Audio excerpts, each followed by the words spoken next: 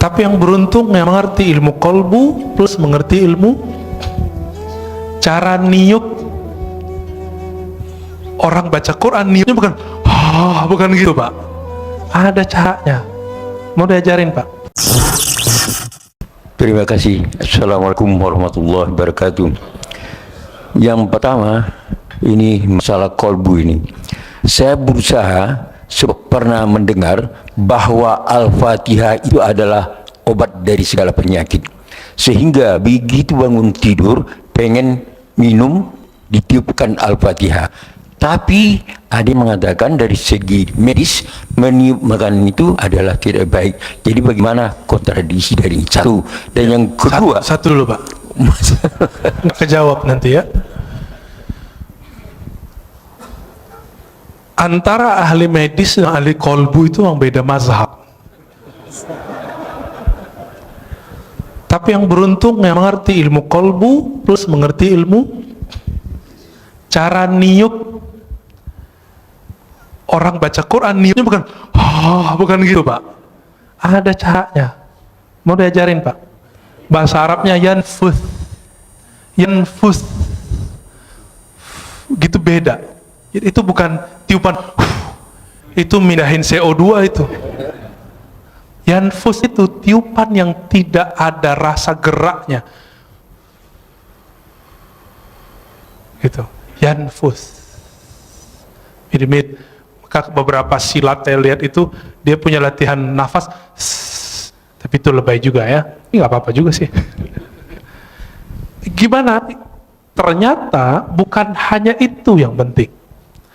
Bapak kalau saya kirimin WA, saya bilang, Bapak hebat ya, ahli tahajud, mujahid fisabilillah, semangat Pak. Tapi saya bilang, cemen lo, soalim. Itu di WA. Kalau Bapak baca ada efek nggak? Ngefek ke badan nggak? Waktu pengurus diteror waktu 2 tahun lalu atau 3 tahun lalu karena mencoba menetralisir kajian, itu WA bikin rusuh itu Pak, bikin gundah. Benar nggak? Kalimat-kalimat itu punya energi kalau dibaca. Apalagi kalau dilafazkan, apalagi kalau dihembuskan. Kenapa? Karena energi-energi yang ada di situ dia bisa tersimpan. Coba lihat flash disk, dia bisa nyimpan data.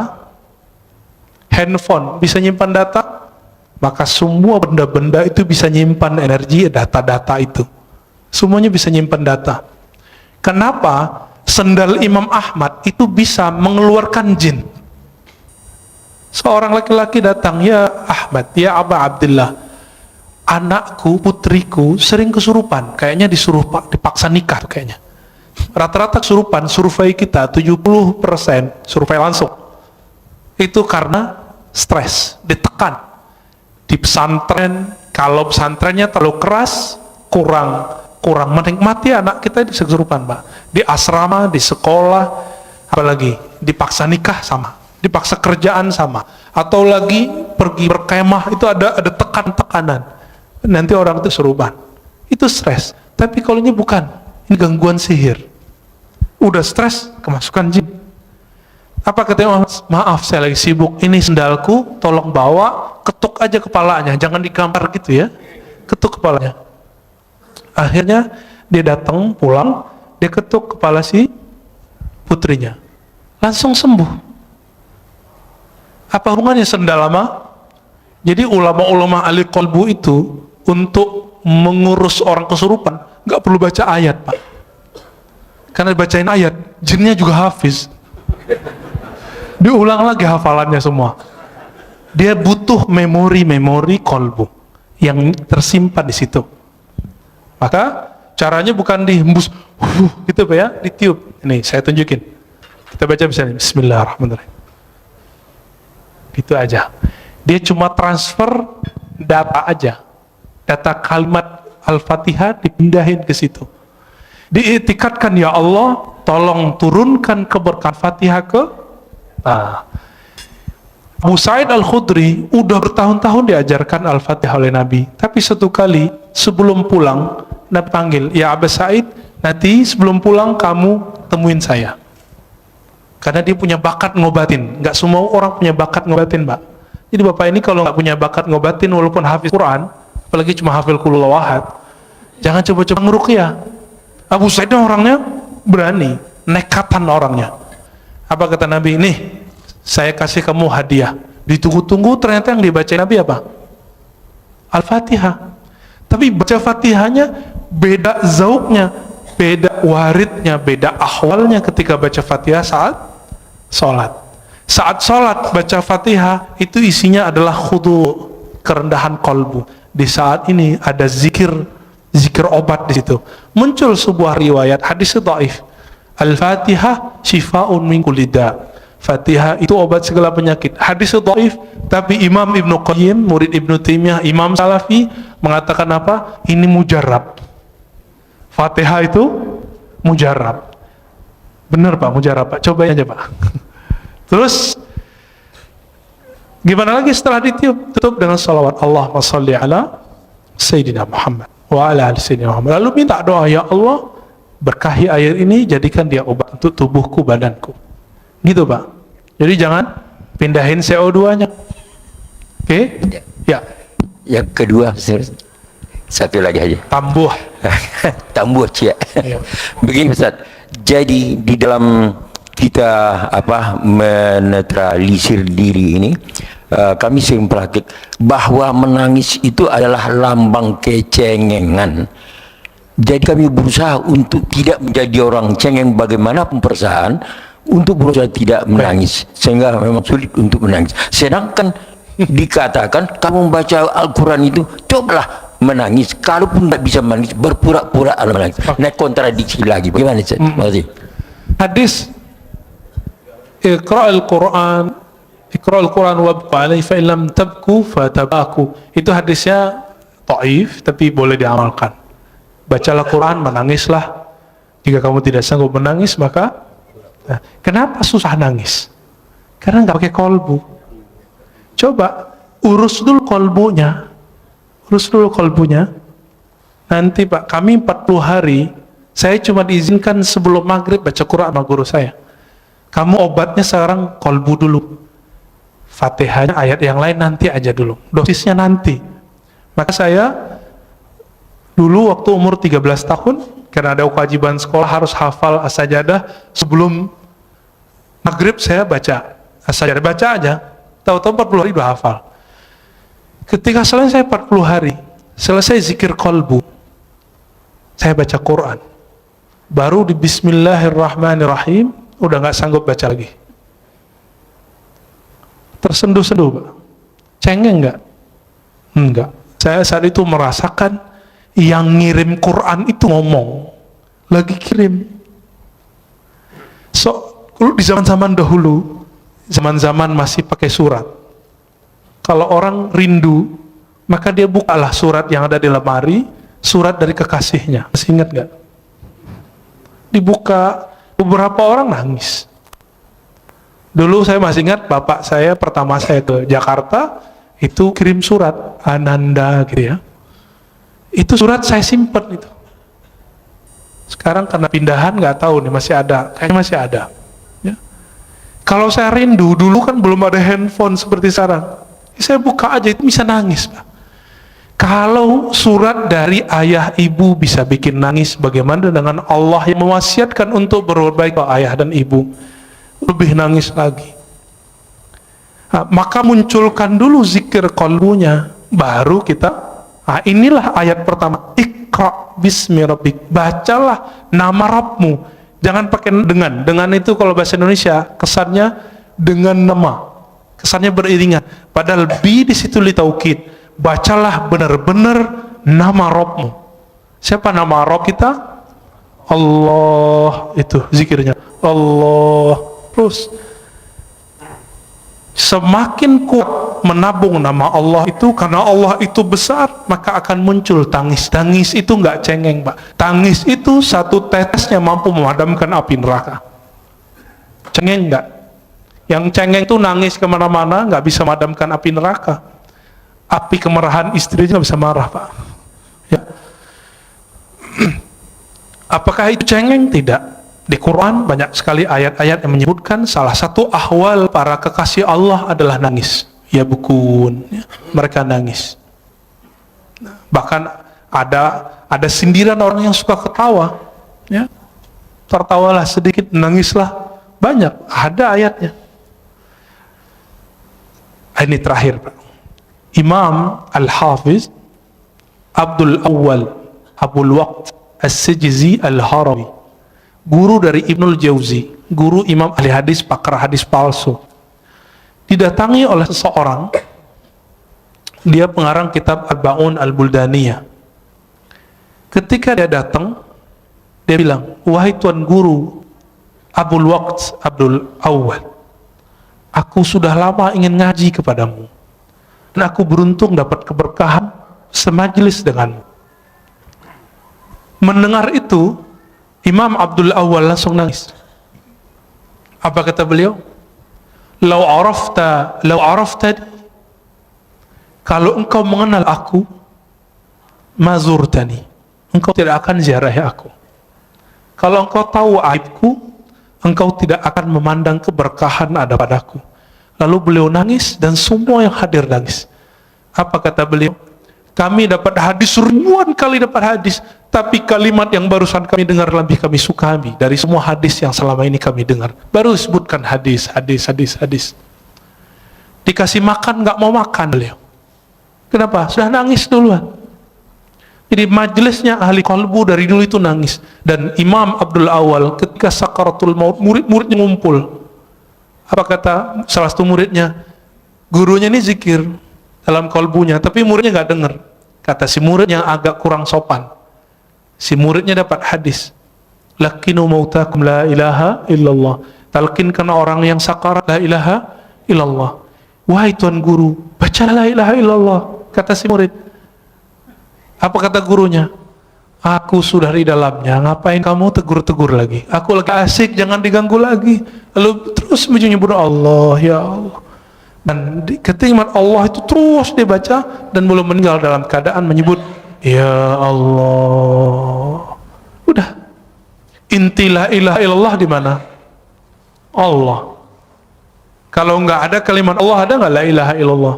Nah, inilah talqin pertama yang saya dapat dari guru saya, Syekh Muhammad Nuruddin, yang tadi saya cerita di awal, yang ketika beliau wafat jadi hujan lebat. Apa kata beliau? Zikir itu intinya satu, Allah. Kan semua zikir Allah melahirkan la ilaha illallah paling tinggi, lalu bawahnya Allahu Akbar, lalu bawahnya Subhanallah, lalu bawahnya Alhamdulillah, lalu di bawahnya la haula wa quwwata illa billah, semuanya Allah, Allah, Allah. Maka kalau zikir nggak ada Allahnya, zikirnya hampa. Maka mulai dari zikir kolbu, insya Allah kolbunya selamat. Nanti Bapak bisa nangis, Pak. Ya, ada lagi. Ini khusus majelis senior nih ya, pantasan remisa buat majelis senior. Bismillahirrahmanirrahim. Ya. Assalamualaikum warahmatullahi wabarakatuh. Assalamualaikum warahmatullahi. Saya pagi ini dapat guru kolbu nih. Alhamdulillah. Ya, alhamdulillah. Guru Bapak di samping, Pak. Ini saya kenal beliau 40 tahun yang lalu, Pak. Yang ahli kolbu beliau, Pak. 40 tahun yang lalu bersama beliau saya. Alhamdulillah. Ustadz Siregar. Ya. Beliau masih bujangan waktu itu, Pak. Ya. Sekarang istrinya masih satu, Pak. Satu, alhamdulillah. Ya. Putranya satu. Tadi saya sempat ngobrol sama beliau, luar biasa. Tolong, Pak, pada saat Pak Ustaz menemukan belajar kolbu itu, siapa cerminnya? Sekian, wassalamualaikum warahmatullahi wabarakatuh. Ini tanya bertanya itu, Pak, ya. Saya jawabnya dua. Tapi itu tergantung makomnya kita. Maka yang Bapak rasakan, yang guru Bapak katakan sebelumnya, itu belum tentu yang saya dapatkan. Oke? Kalau secara ilmu hadis, al-mu'min mir'atul li akhi. Mu'min itu cerminan bagi saudaranya. Itu secara hadis. Tapi secara ilmu qalbu, cerminan hakiki itu adalah nur Muhammadiyah, nur Rasulullah sallallahu alaihi wasallam. Disitulah orang bisa bercermin. Orang bercermin ke Nabi itulah yang disebut bersanad. Kalau dia tidak punya cerminan ini, nggak punya sanad ini, dia tidak bisa memantulkan cahaya Allah tabaraka wa ta'ala. Kenapa Rasulullah cerminannya? Karena Rasulullah yang paling lengkap mewarisi, dapat memantulkan semua asmaul husna. Ada masuk air putih, keluar air putih. Masuk nama Ar-Rahman, maka muncullah kesayangan Rasulullah ke semua umat. Itulah wa ma arsalnaka illa rahmatan lil alamin. Muncullah Ar-Rahim, maka Nabi SAW mencintai. Itu surat laqad ja'akum Al-Bara'ah ayat terakhir, bagian 2 terakhir. Wabil mu'minina ra'ufur rahim, wabil mu'minina ra'ufur rahim. Kawan Hal-Hallaj, tapi beda mazhab, beda tariqah, namanya Imam Ash-Shibli.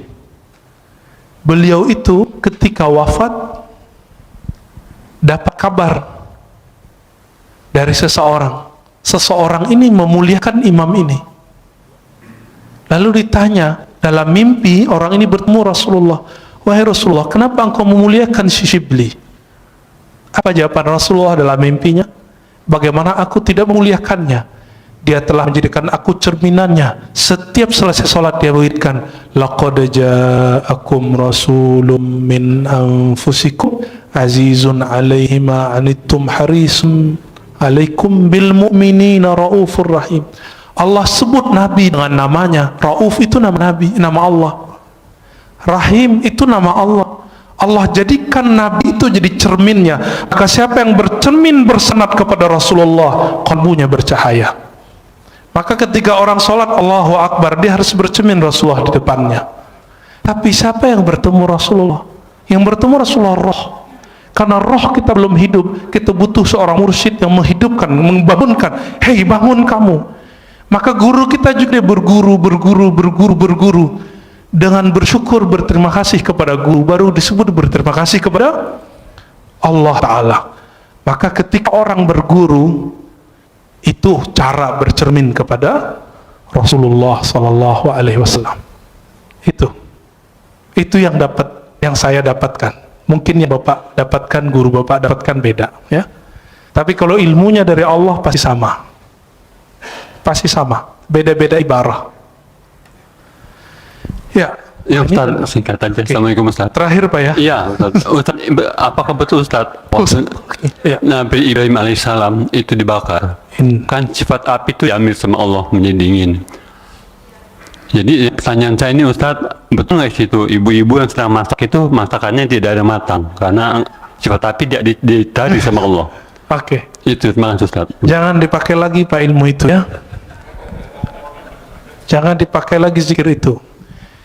Zikir itu kata Imam Abu Ali Ad-Daqqaq kasilah, seperti pisau, seperti senjata.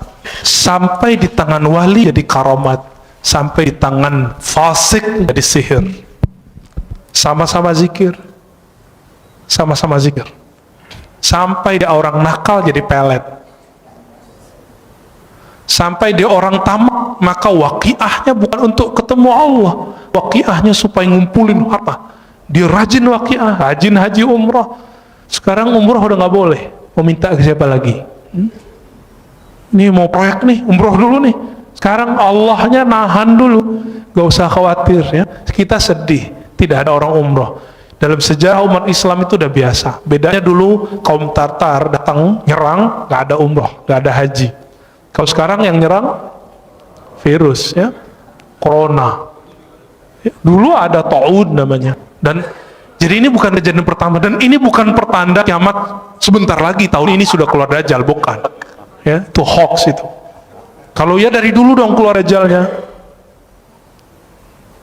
Majelis kita jangan dirusak oleh hadis-hadis palsu. Salah satu hadis palsu yang berkembang hari ini adalah kalau Ramadan hari Jumat maka terjadi dentuman 15 Ramadan, muncullah dukhan, nanti kekacauan di Arab itu udah kacau udah lama. Setelah Nabi wafat, para sahabat Khulafaur Rasyidin meninggal. Itu Arab sampai hari ini kacau. Gak berhenti Bapak baca sejarah. Saya hobi baca buku-buku sejarah. Kitab Al-Bidayah wa Nihayah Ibnu Katsir 14 jilid kita khatamkan karena kita tahu kapan saja ada konflik. Ibnu Khaldun, ya, Rihlah Ibnu Battuta, Tarikhul Islam Ibnu Zahabi sama menyebutkan tahun yang sama, gak beda. Jadi nggak usah khawatir, insya Allah nanti Allah angkat, ya Allah marfa'anna. Maka doa kunut sekarang hampir wajib. Namanya kunut subuh plus nazilah. Ya, kalau bisa ditambahkan kepada imam, tolong kasih tahu, Allah fa'idfa'annal bala wal waba. Ya Allah, tolak bala dan wabah dari kami, wabah virus. Ya, insya Allah Allah jauhkan. Jadi kalaupun flu, insya Allah nggak corona Pak, insya Allah ya. Kalaupun kena, waqina syarra ma qadait. Apa arti waqina syarra ma qadait? Kalaupun kami kena, tapi tolong haluskan kenanya ya Allah. Insya Allah nggak parah. Kalaupun parah, Allah ambil nyawanya langsung biar nggak susah hidupnya. Gitu. Jadi jangan diamalin lagi Pak ya. Ya. Kalau ada teman Bapak kasih tahu, jangan coba-coba pakai zikir itu untuk menahan biar ibu-ibu nggak matang. Biasanya itu kalau orang ke resto tuh ya, dikerjain dapurnya. Di kampung saya dulu banyak. Sekarang orang-orang udah banyak yang soleh Pak. Ya.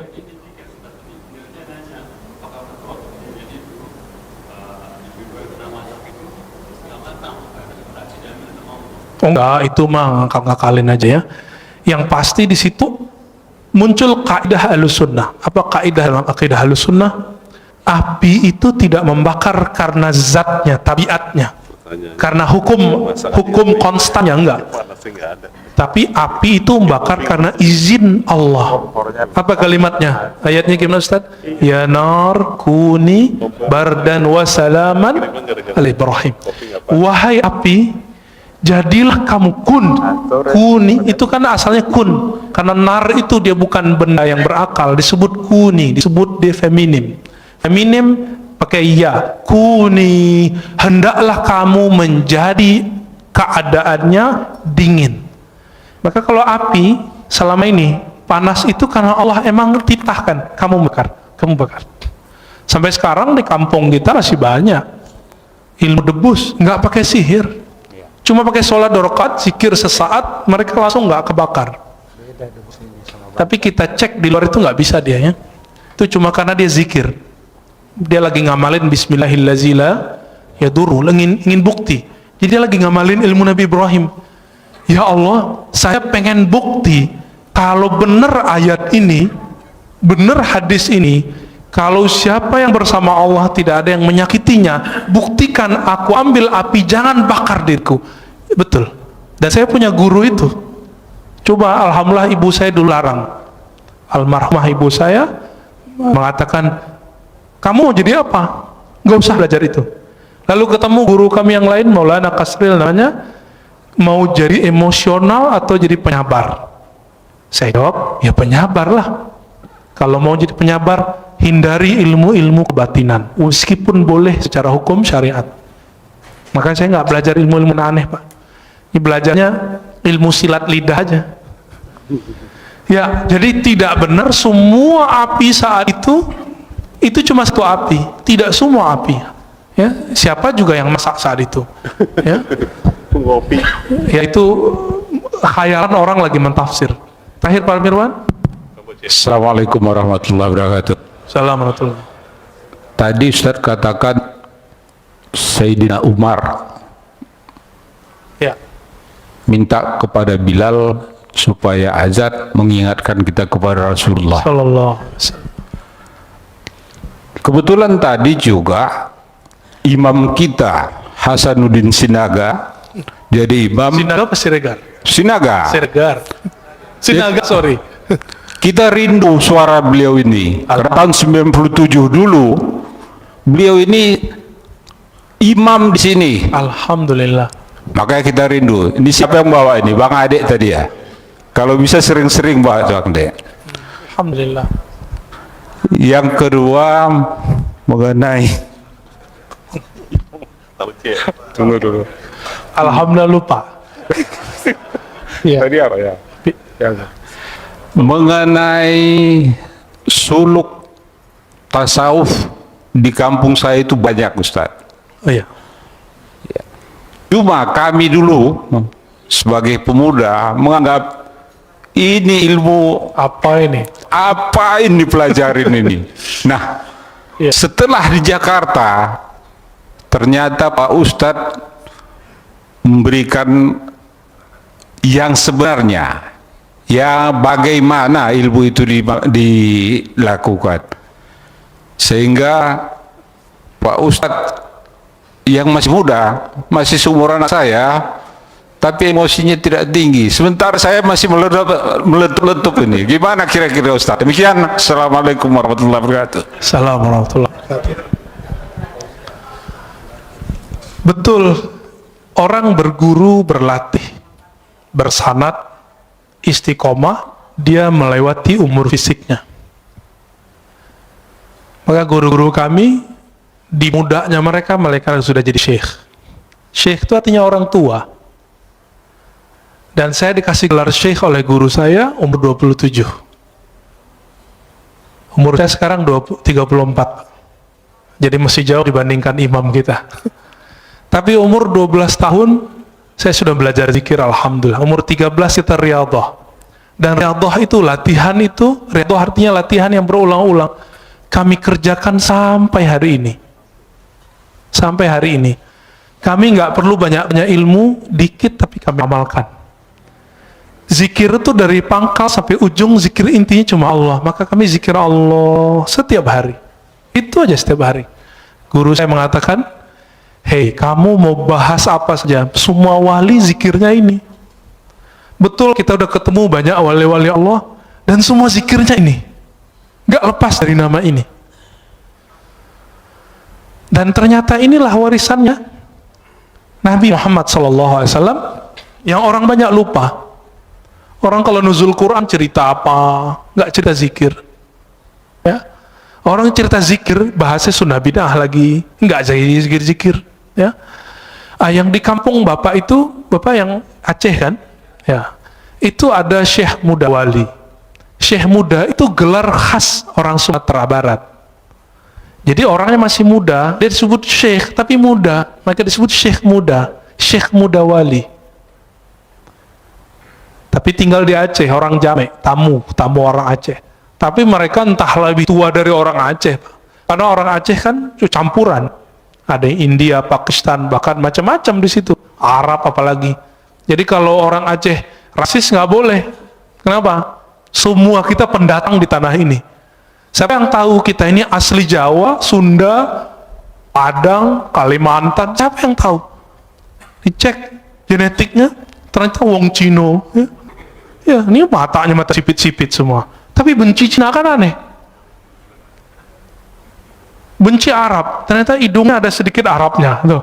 Jadi kita nggak boleh rasis. Nah, baca Al-Hujurat berkali-kali, lita'arafu. Nggak boleh di situ rasis. Bapak saudara Allah, Syekh Muda Wali itu dulu belajar ke Syekh Hashim Buayan. Seingat saya ya, beberapa syekh-syekh yang lain, kemudian langsung ngambil ke Jabal Abi Qubais di Mekah. Jadi dulu orang kalau mau suluk, itu itikafnya 40 hari. Di sekarang yang jadi istananya keluarga-keluarga pangeran itu. Depan Masjidil Haram itu ada Jabal Abi Qubais. Dulu di situ mereka latihan zikir. Semua tarekat di situ. Terakhir yang masih mengijazahkan tarekat di sana itu Syekh Muhammad Yasin Al-Fadani. Beliau menyimpan 66 tarekat. Bukan 40, 66 tarekat, dan masing-masing tarekat beda suluk. Nah, kembali ke yang tadi, ini kesimpulan kajian tadi. Kenapa tarekat itu banyak? Karena rahasia datang ke kolbu itu beda-beda. Warisan yang dia dapat dari Nabi pun beda-beda. Tapi zikir yang paling tua yang kami tahu cuma dua. Subhanallah, Allah, la ilaha illallah. Itulah kata Nabi Musa. Nabi Musa mengatakan, ya, ini sebagai ikhtitam kita, ya Rob, ajarkan aku satu zikir yang spesial. Apa kata Allah? Qul la ilaha illallah. Lalu kata Nabi Musa, ya Allah, ini kan zikir semua orang zikir ini. Apa kata kata Allah Ta'ala? Hei Adam, hei Musa, inilah la ilaha illallah, zikir yang dipakai oleh hamba-hambaku yang spesial, yang dari dulu Nabi Adam sampai ujung nanti akhir kenabian, akhir kewalian, semuanya zikirnya la ilaha illallah. Maka dikatakan dalam hadis tentang Mahdi, setelah selesai Mahdi meninggal, Nabi Isa wafat, zaman berubah. Orang hanya tahu satu kalimat, mereka nggak tahu lagi sholat, haji, umrah, udah nggak.